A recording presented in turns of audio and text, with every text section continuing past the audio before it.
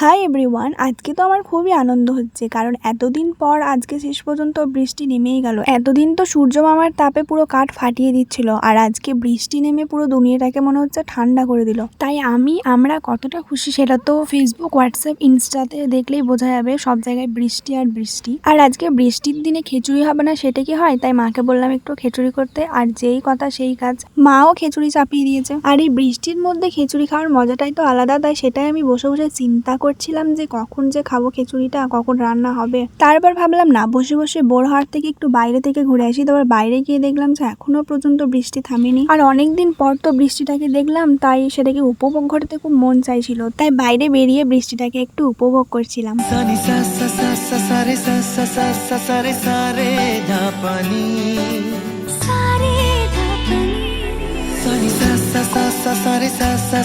সারে প্রেমের কাহিনী